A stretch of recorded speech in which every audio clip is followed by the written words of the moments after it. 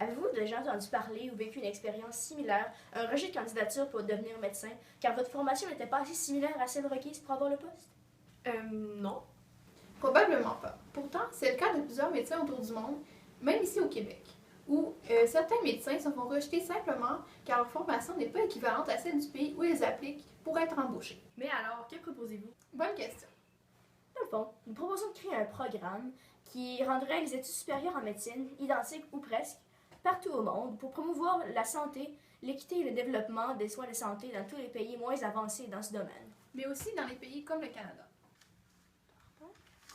Partout sur la Terre, il y a des méthodes différentes d'enseigner la médecine, pas tous équivalentes et jugées sur les mêmes critères. Même le Québec fait partie de cette inégalité. Comme par exemple ce médecin indien qui fait partie des 80% de professionnels en santé qui appliquent au Québec afin de trouver un emploi, mais qui ont fait leurs études hors du Canada et des États-Unis. J'ai donc été rejeté et j'ai dû recommencer mes études. Ceci est problématique car ici autour du monde, il y a un déficit de médecins. Et parfois, cela compromet l'accès aux soins de santé de la population. Mais le plus gros problème est dans le tiers-monde, où il peut y avoir moins de médecins et où les techniques peuvent être plus rudimentaires. De plus, il y a un gaspillage de médecins compétents et formés qui se voient obligés à pratiquer des emplois banals qui ne les mènent pas à leur plein potentiel. Il existe déjà des organisations qui ont un but similaire à ce que notre projet vise. Par exemple, les organisations FEMER et WFME.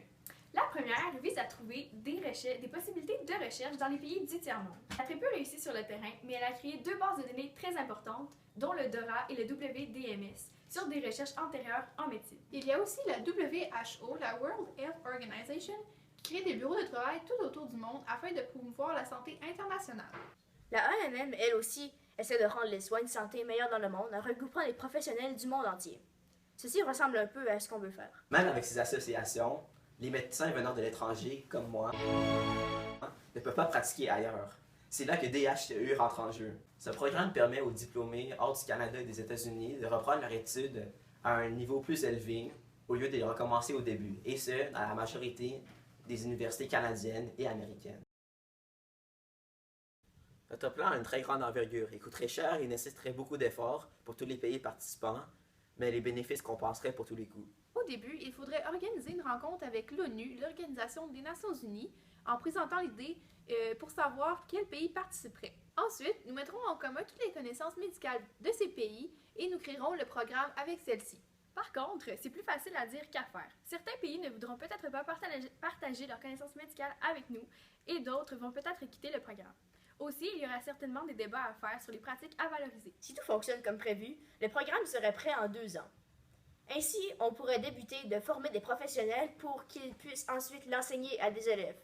Pendant ce temps, on devrait aussi construire les infrastructures nécessaires dans les pays qui n'ont pas encore les infrastructures nécessaires pour l'enseigner. Finalement, on pourrait débuter l'enseignement de nouveaux professionnels. Ainsi, ces nouveaux médecins pourraient pratiquer ou enseigner ou même étudier dans un des pays participants.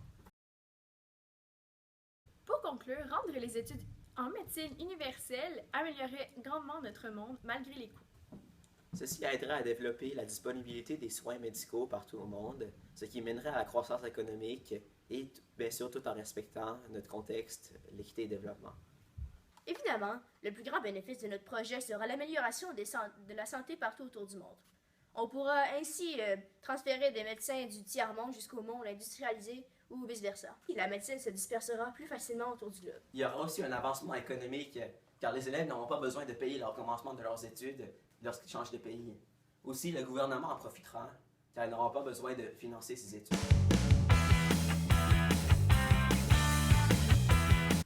Cela donnerait le même niveau d'avancement dans le domaine de la médecine partout au monde.